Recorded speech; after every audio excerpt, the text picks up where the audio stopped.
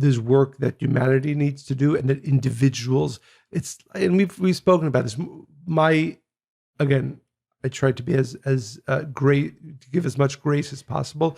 But the people who I find the most difficult to respect are people who are self-righteous.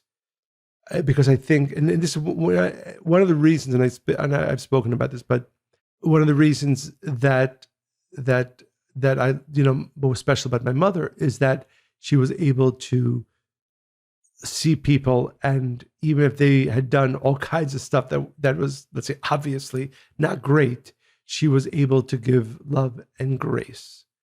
And I think that as human beings, that's probably one of the most important things that we need to do, right? It doesn't mean you condone bad behavior, of course.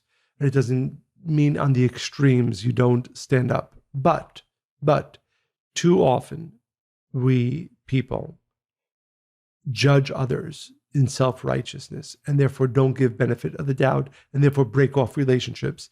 And, we always say that spiritually, if you want to be shown kindness and mercy, you should go out of your way to constantly show more kindness and mercy towards others.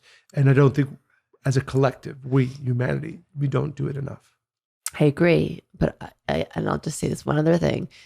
When we're steered by our ego, right? Because the more you feed the ego, the more power it has, the more control it has, we lose our authenticity. And then we lose touch with who we are and where we fit into in the larger scheme. So again, we're less interested in making things work because we're living in our own No, and world. that's why I think, for the most part, if you want to be a good friend and you want to have good friends, I think what I would call the spiritual work, which is, as we said before, really think about how can I give more in this relationship than receive? How can I give more grace? How can I give more forgiveness? How can I fight for it?